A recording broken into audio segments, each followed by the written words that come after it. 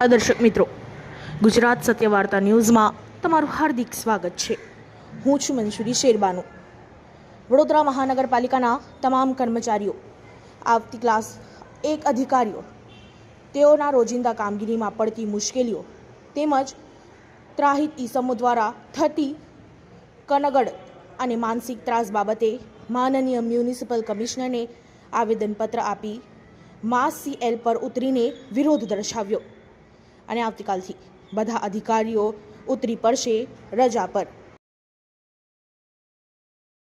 ઘડિયાળ ઘડિયાળ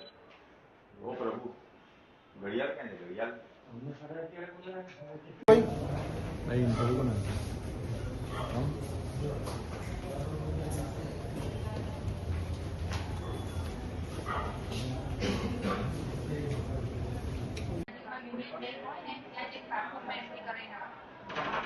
हाँ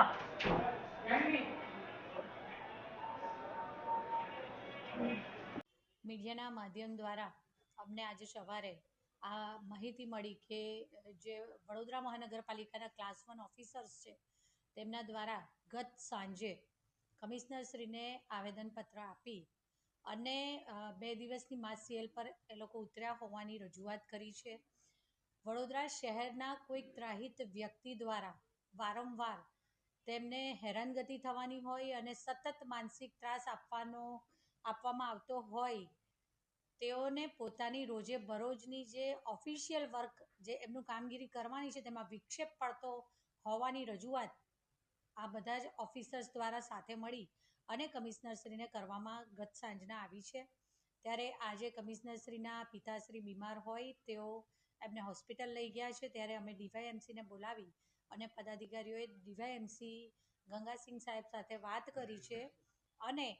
વડોદરા શહેરના નાગરિકોને તકલીફ ન પડે અને વડોદરા મહાનગરપાલિકાની કચેરીનું કામ પૂર્વવત ચાલુ થઈ જાય તે માટે અમારા દ્વારા ગંગાસિંહ જે ડેપ્યુટી કમિશનર છે તેમને કહેવામાં આવ્યું કે આ અધિકારીઓને સૂચના આપવામાં આવે કે તેઓ પોતાના કામ પર પાછા ફરે। એમનો જે કોઈ પણ વિષય છે, જે પણ એમને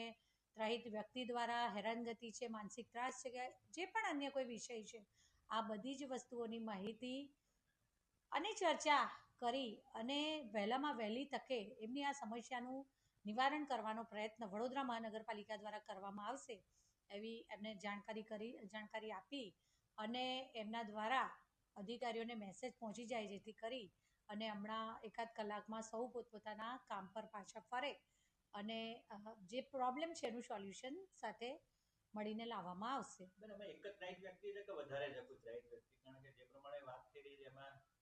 એમાં હિરેનભાઈ એવું છે કે એકચ્યુઅલી અમારી પાસે ઓફિશિયલી આ વિશેની જાણકારી આપવામાં આવેલ નથી। અમને મીડિયા દ્વારા અમને માહિતી મળી છે કે આ રીતનું કંઈક ગત સાંજના આવું કંઈક થયું છે। કમિશનરશ્રીને સૌ ક્લાસ 1 અધિકારીઓ દ્વારા રજૂઆત કરવામાં આવી છે અને તેથી અમારા દ્વારા કમિશનર સાહેબની અહીં ઉપસ્થિતિ શક્ય ન હોવાના કારણે એમના ઘરમાં બીમારી ન ચાલતા અમે DYMCને બોલાવી અને આ વિષયની ચર્ચા કરી છે અને આગળ એમના શું પ્રોબ્લેમ છે, શું વિષય છે, એ લોકો અમારી પાસે રજૂઆત કરવા આવ્યા હોત તો પણ અમે એ વિષયમાં બેસીને એ ચર્ચા કરી અને કોના દ્વારા એમને હેરાનગતિ છે, શું છે, કયા વિષયો છે એ પણ જાણી લેત। પરંતુ હવે મારા દ્વારા કહેવામાં આવ્યું છે, અમે પદાધિકારીઓની પણ બેઠક કરી અને કમિશનર સાહેબ સાથે DYMC સાથે બેઠક કરી અને આ વાતચીત કરી છે કે એમના જે પ્રશ્ન છે તો અમારી સમક્ષ લાવશે તો અમે બધા સાથે મળીને એમના આ જે પણ પ્રશ્નો છે એનું નિવારણ લાવવાની કોશિશ કરીશું, પણ એના માટે અમને માહિતી હોવી જરૂરી છે કે એમને શું પ્રોબ્લેમ છે।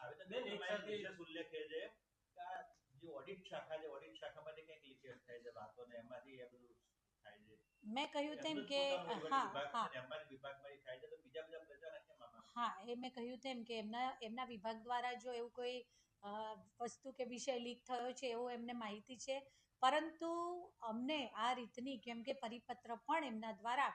આવેદનપત્રકો કે પરિપત્રકો એમના દ્વારા કમિશનર સાહેબને આપવામાં આવ્યું છે। અમારી પાસે ઓફિશિયલ આવી કોઈ જ લેખિત કે મૌખિક કોઈ જ પ્રકારની માહિતી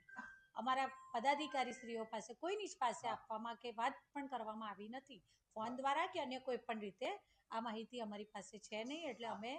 આ પરિપત્ર જે પણ એ સંદર્ભની માહિતી છે આવતીકાલે કે આજે હમણાં બપોર પછી જ્યારે એ લોકો પોતાના સ્થાને નોકરી પર પાછા પરત ફરે છે અને અમને મળશે તો માહિતી મળશે તો ચોક્કસ અમે આપની સાથે આ વિશે શેર કરી શકીએ. અધિકારીઓનો વિશ્વાસમાં લીધા વગર મેયર સુધીને જાણ થયા વગર કે ચેરમેન સુધી જાણ થયા વગર આવી કોઈ નિર્ણય કરે છે તો શું અસર થાય? મેં કહ્યું તેમ અમારા દ્વારા કમિશનર સાહેબનો સંપર્ક કરવાનો પ્રયત્ન કરવામાં આવ્યો અને ત્યારબાદ અમે ડીવાયએમસીને બોલાવી અને આ સંદર્ભે ચર્ચા કરી છે કે જ્યારે પણ કોઈ પણ પ્રોબ્લેમ હોય તો એમના દ્વારા જણાવવામાં આવે તો ચોક્કસ સૌ સાથે બેસી અને જે પણ પ્રોબ્લેમ છે એનું ચોક્કસ નિરાકરણ લાવી શકાય. એટલે અમારા દ્વારા કહેવામાં આવ્યું છે અને આ વિષયની ડિટેલ માહિતી અમને મળેથી અમે આગળ આ વિષયમાં ત્યારબાદ જ કોઈ વાત કરી શકીએ. તો આપ માનો છો કે અધિકારીઓએ ચૂંટાયેલી પાંખ સાથે એકવાર સંકલન કરવું જોઈતું હતું આટલો મોટો નિર્ણય લેતા પહેલા? મેં કહ્યું તેમ કે એમના દ્વારા કમિશનરને પરિપત્ર આપીને જાણ કરવામાં આવી છે. કેમ કે હમણાં આપના મીડિયાના એક ભાઈ દ્વારા જ ઉલ્લેખ કરવામાં આવ્યો કે એમના જ વિભાગમાંથી આ માહિતી લીક થઈ છે એટલે કદાચ એમને યોગ્ય માન્યું હોઈ શકે કે એમના દ્વારા કમિશનરશ્રીને રજૂઆત કરવામાં આવે. બાકી આગળ તો અમે એ લોકોને બોલાવીશું, અમે બેસીને ચર્ચા કરીશું અને ત્યારે જ અમને કોઈ સંપૂર્ણ માહિતી મળી શકે છે ને ત્યારે અમે કોઈ પણ માહિતી આપની સાથે શેર કરી શકીએ છીએ. આભાર.